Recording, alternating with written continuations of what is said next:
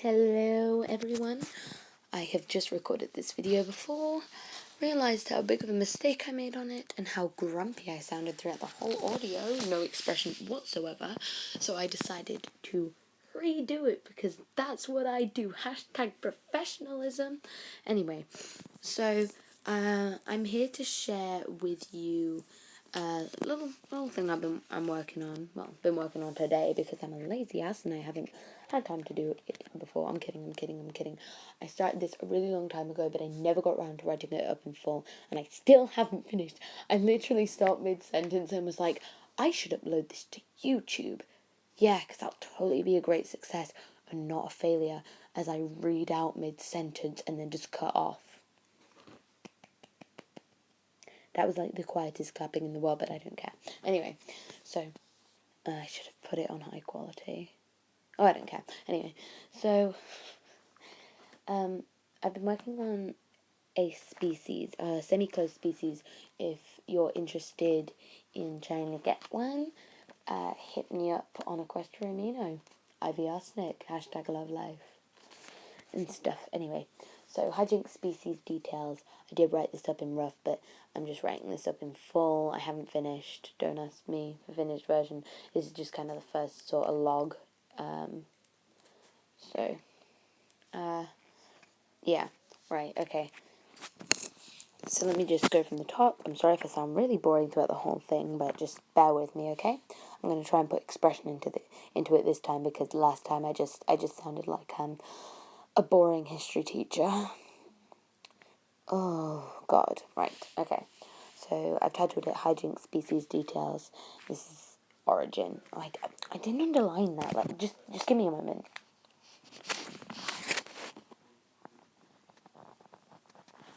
Okay, there we go. Right. So, origin. During the Alicorn reign, which is roughly 16,000 moons BNM, which stands for Before Nightmare Moon, if you didn't know, in Saddle Arabia, Equestria and Stirrup, which Equestria, America, and Stirrup being my name for pony, Europe, and I forgot the E. Okay. And Stirrup, the saddleizers, as the alicorns of that period are now referred to, because it doesn't matter. You'll get it. I'm using pony terms. Are believed to have brought with them the hijinks. The reasoning for this is very simple. Magic.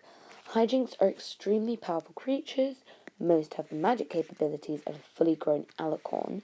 This is mostly because of their part alicorn descent, but also because of the wild magic that they were able to capture and contain before the veil was sealed. And more on the veil later. I plan to make this into a proper series, so you will understand what the veil being sealed means and what the veil is soon enough.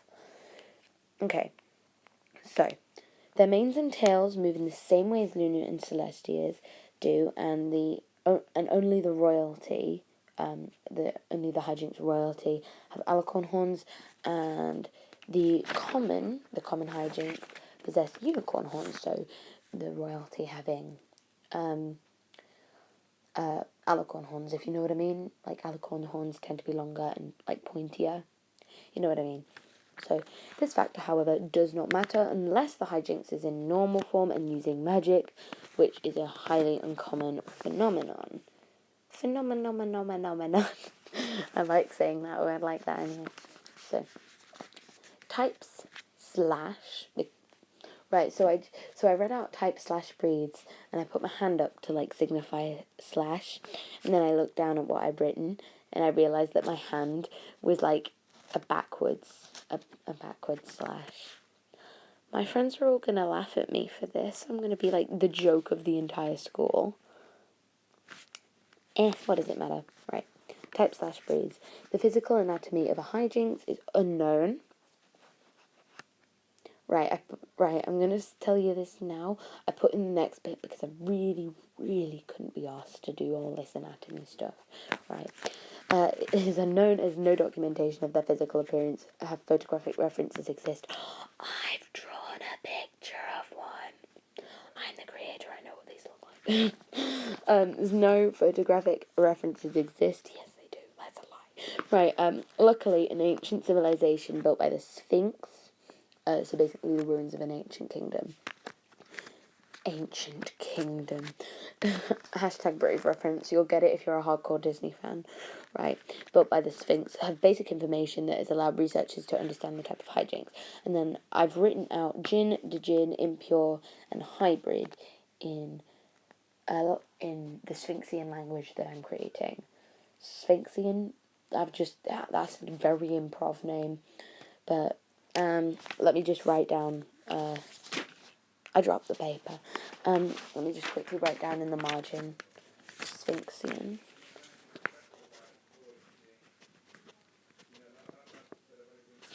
I'm just writing that down so I can remember how I processed all this.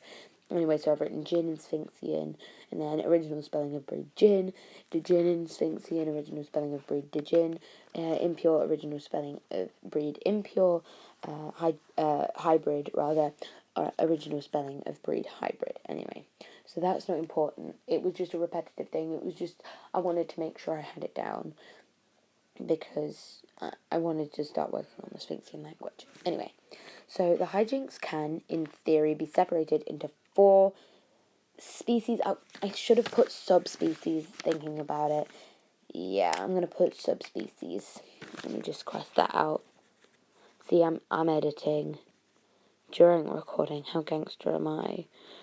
Anyway, so it can be sorted into 4 subspecies. These are the Jinn, impure, and hybrid. They are separated for the differences in basic behaviour, habitat, magic, and most importantly, use of magic. So I've just drawn a little improv compass here with north, northeast, east, southeast, south, southwest, west, northwest, and north. So then it's Jinn, and then I've written Jinn again in Sphinxian because I want to practice my Sphinxian as best I can. Sorry that I tap on pens. I listen to too much ASMR, and I'm tapping on pens and making this video ASMR. You'll hear me whispering next. Blah, blah, blah. Anyway, so this category of hijinks are usually considered as the ones who are pure, who use pure or white magic. I'm telling you, I'm not being racist. Their magic restricts them to the use of only spells that aid or help good-spirited ponies. They are often found in the north, where it's cooler. This habitat choice has yet to be explained. I know why, but I'm not going to tell you. Anyway, the Jinn, and then I've written the Jinn and Sphinxian. I'm just going to say it like that, so I don't bore you with trying to work out how I'm going to pronounce Sphinxian. I need to start writing down the Sphinxian alphabet. Anyway. The Djinn are the counter-species to the Jinn. Their powers are more commonly used for darker influence, a skill mostly taught by the Umbrum. If you read the comics, you know what the Umbrum are. The Umbra, the Umbrum. I can't remember what it was. I think it was the Umbrum. But if it was the Umbra, comment down below, because I need to remind myself. Anyway, by the Umbrum, where's the full stop, Megan? Don't be an asshat. Anyway. Their power range is believed to be unlimited, as black magic is a term that refers to a corrupted being with powerful magic, not just evil magic. They thrive in the south. I wrote they thrive in the south because I realised that I forgot to put their habitat in there. I also did that with, the last 2. Anyway, my friends are going to start thinking I'm weird and not going to want to hang out with me. And damn, I just realised how low my battery is, but I really don't care because I'm having fun. Anyway, so I ramble way too much. Anyway, impure, and then impure and Sphinxian. Impure, probably the most debated about species in scientific history. The term impure in the world of hijinks means bred outside of own breed. Some interpret this as this makes impures rarer, as it is a known fact that strict rules were laid down by the hijinks leader about breeding. And yes, this will all be explained. I promise. I haven't finished this yet, and this will probably end up just being a really rough version. I'll end up writing books about this. Anyway, others argue that it makes impures more common, as they are so rare, meaning it is more likely the species genes are thinning out. They populate the northwestern region, and feel free to leave your say down in the comments. I haven't quite decided on what I want this to be, so just, leave what you think is more likely down in the comments. Okay?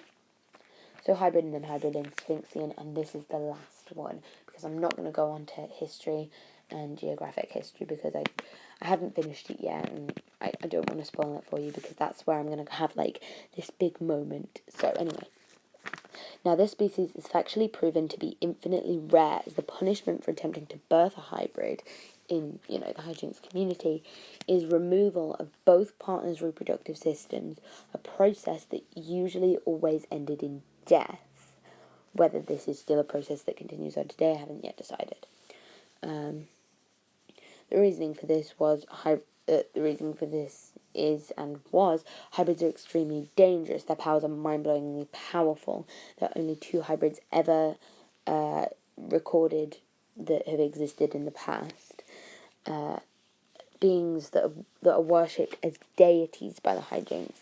Their names are Alumni and Castor.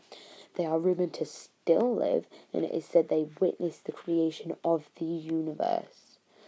Anyway, they survived. Sorry, I dropped my pen. They survived the removal of their reproductive systems, a case that is very detailed in records. Don't make me recite that.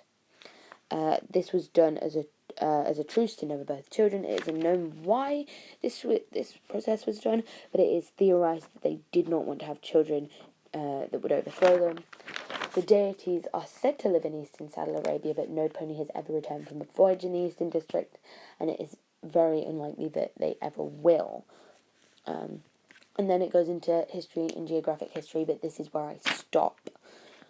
Anyway, so I don't know if you could tell, but because I think more of it is detailed in history and geographic history, but a lot of this was influenced by historical Equestria, who aren't continuing their Zebra series, which is really sad, but I hope someone else will.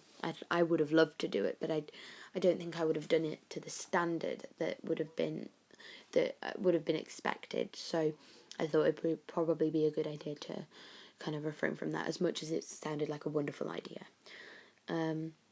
Anyway, I hope you don't mind if historical Equestria ever gets seen this, and please drop a like so they do. If historical Equestria you do end up seeing this, please forgive me for taking some of your ideas. I was just so inspired by what you wrote, and